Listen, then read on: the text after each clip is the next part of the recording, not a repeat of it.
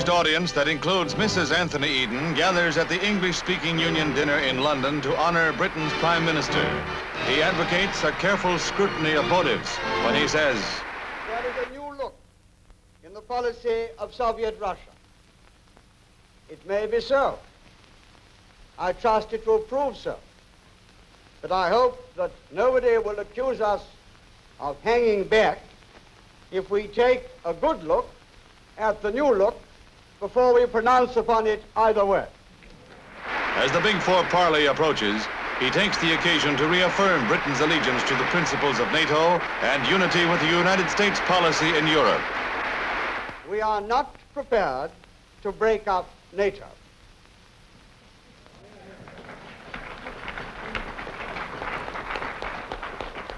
We will not be parted from the United States of America.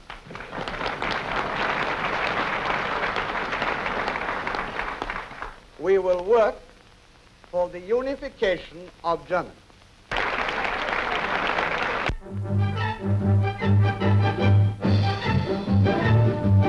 Jacqueline Auriol, champion woman pilot and daughter-in-law of France's former president, Auriol, prepares for an attempt on the woman's air speed record in a French-built Mystere jet fighter. The record is now held by America's Jacqueline Cochran, Madame Auriol's namesake and arch rival for world speed honors. This is an affair of personal pride and national honor. New radar and long-range camera equipment tracks the record flight with split-second accuracy despite the plane's height, recording a flashing 713.6 mile-an-hour speed. A new world's record, the greatest achievement yet for speedster and test pilot Jacqueline Auriol, the pride of La Belle France. In a San Francisco laboratory, a 300-carat emerald is born in a chemical flask, the precious fruit of inventor Carol Chatham's secret process for culturing, not synthesizing, the lustrous green gem. The stone is actually grown in a bath of mineral ingredients. Want the recipe, anyone? Sorry, that's inventor Chatham's secret. One ingredient is time. It took over a year of careful effort to produce this giant emerald, which is easily of equal quality with a natural jewel. With the same rich brilliance, it's actually more heat-resistant. This blowtorch test would ruin most natural gems. The cultured emerald comes through unmarred. Only a trained expert could distinguish it from a stone produced by nature. The hardness test, for instance, scratches glass easily. The inventor, now producing 5,000 carats a month, anticipates fame and fortune. Draftees are sworn in as Audie Murphy, Universal International star, UI executives, and Governor's Island commanding officers look on. The ceremony is part of A Day on Governor's Island, during which the star's autobiographical picture To Hell and Back is given its first showing. During his visit to the post, World War II's most decorated soldier drops in on the sick and disabled at the hospital, and he finds a cap that strikes his fancy. Audie, now Captain Murphy, finds himself right back at home. This is the star who says of his many decorations, the real heroes are those who didn't come back.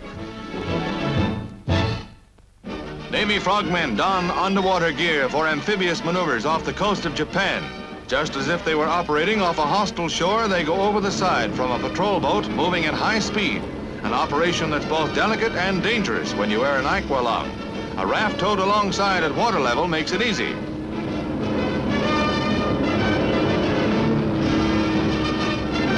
Mission completed. Time for the pickup.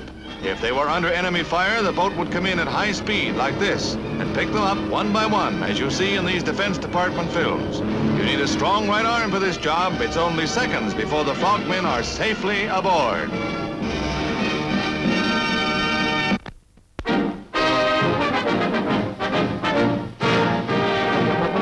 Swim to freedom from Alcatraz? That's the dream of many a convict, and Jack LaLanne is going to prove that it can be done, the hard way, handcuffed. Of course, Jack doesn't start from the rock itself, only near it. He's a law-abiding citizen, merely out to prove that a man in good condition with strong legs could swim the 3 miles of rough water to San Francisco with his hands in braces. The hardest part for the one-time Mr. America is the breathing, for he has to use a sort of breaststroke that keeps pulling his head underwater.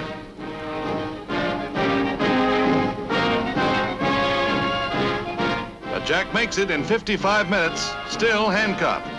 A real pro, showing the cons.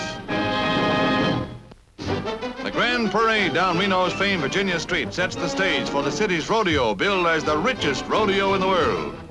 UGG means tribal approval, as Lieutenant Governor Rex Bell, one-time movie star, crowns Pat Martin as rodeo queen.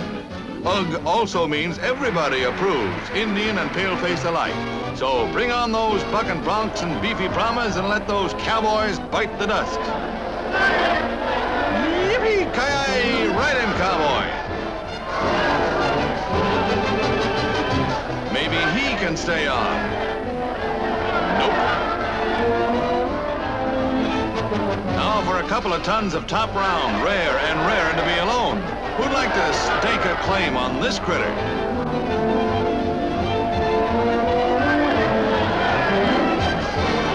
Last but not least comes Bob Carter, out for the dizziest whirl a wrangler ever had.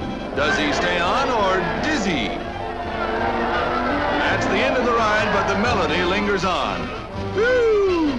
Stop the music.